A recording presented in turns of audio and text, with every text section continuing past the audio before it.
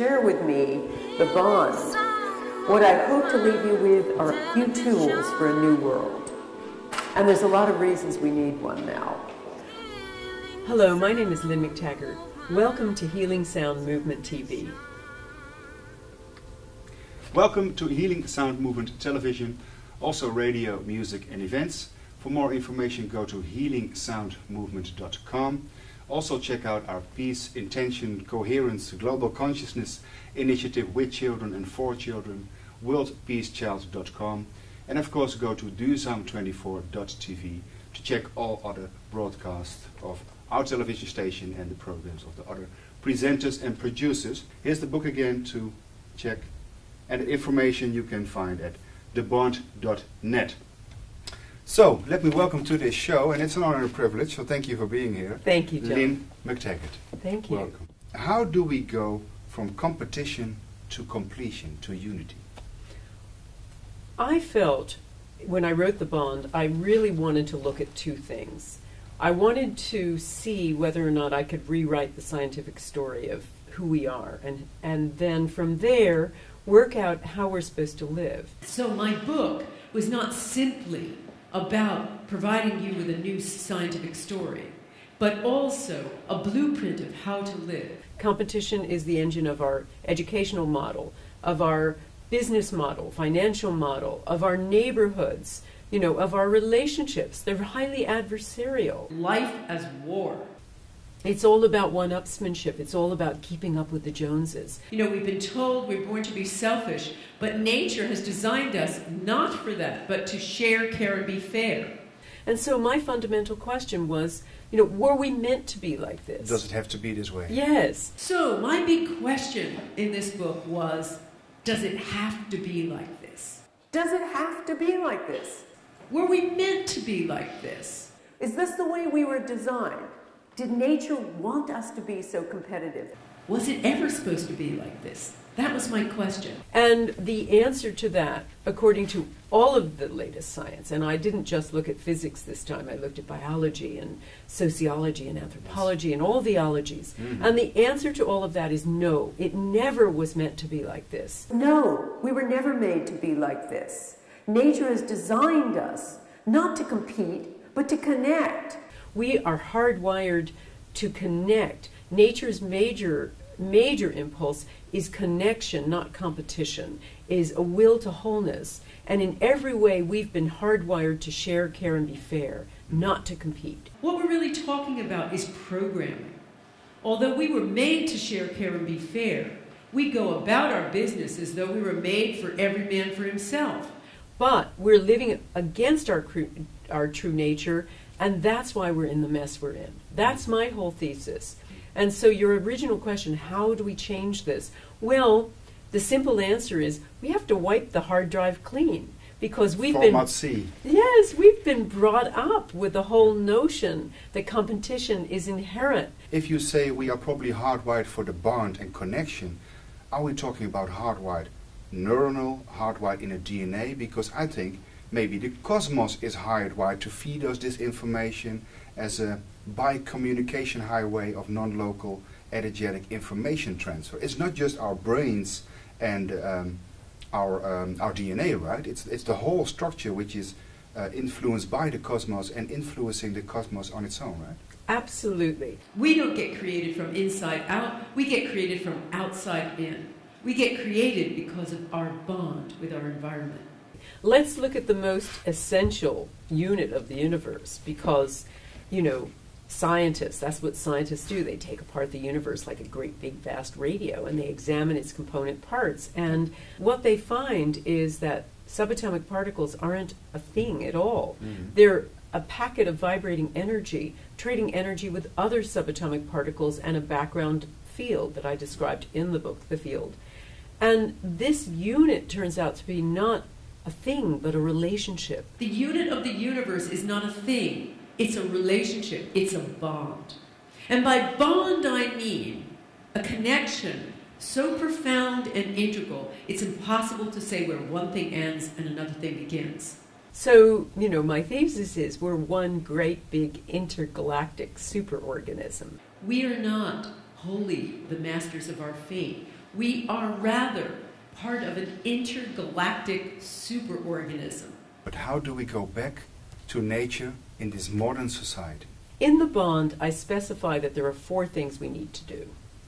5 things. Of course, the first thing is to adopt the new scientific story. So that's the one I've been talking to you about. Yep. But the second thing is we need to start to see much more holistically.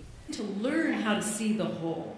And it's not simply so that we notice more detail, but so that we can take much more of an aerial vision of our day-to-day, because what we don't understand is that there is always more than one version of reality. Always more than one version of reality. Much of what I'm working on teaching people now is how to see much more holistically. Then the next idea is the whole idea of needing to change the way we relate to people, because we also look at other people as things. We have to change the way we relate to people. And when you start changing that perspective, everything changes. Change perception, change reality.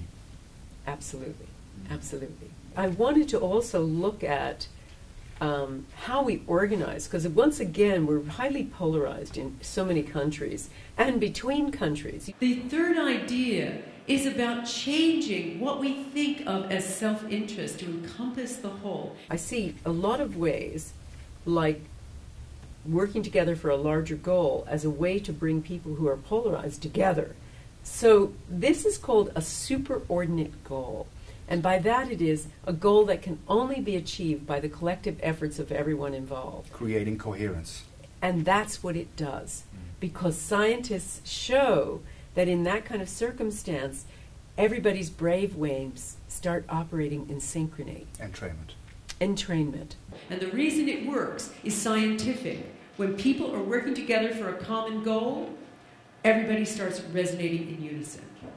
So it's a wonderful blueprint for how to erase us versus them and to make it us plus them. And at the same time, it shows that 1 + 1 literally is 3. It's not 2, it's 3, it's more. Exactly, it's more. So the last thing I want to talk to you about is you becoming a change agent. Despite our programming, there's something deeper in us, and that deeper is the hardwiring to connect. We are hardwired to belong with everybody else, and if we don't, we suffer terrible illness. We need to fit in. We need to belong. We are hardwired to agree with each other, even if we don't agree on silly things. We also need to agree with each other. We synchronize with each other bodily. We syncopate with each other. We synchronize all the time. We work together physically like a little well-choreographed dance. But we also synchronize emotionally. We find emotions infectious. We are contagious in every way. We need to come together always. It's always nature's impulse to bond. We also have a need to give. We need to give. Studies show that we're hardwired to feel as good about giving altruistically as eating or having sex. Pay it forward. Yes. That altruism, for anybody who has experienced love, comes naturally. It is selfishness that is the pathology. We were born to give. Final idea, our need to be fair. And we need to be fair. We need reciprocity. That also is hardwired in us. There's an "it's not fair" button in our brains that goes off if we don't have enough, or even when we're given too much, or if someone else is given too much or too little. We all have that hardwiring. When generosity is the currency, the game starts changing. It creates a positivity virus? Exactly. Absolutely well said. When you're in that environment, the true self really emerges. And that true self, that real hardwiring, is about wanting to share, care, and be fair. When generosity is the currency, the game starts changing. For the Dutch listeners and viewers, de verbinding Ankh-Hermes.nl, Ankh-Hermes.nl. But for the English listeners, and you know the subtitle by heart, I have to check, the bond connecting through the space between us. So, Lynne, I want to thank you for your time. Thank you so much. Thank you. Lovely to be with you. And if you want to check out the Healing Sound Movement television broadcast, go to HealingSoundMovement.com and worldpeacechild.com and duurzaam24.tv. Thank you for your time. Healing Sound Movement Television.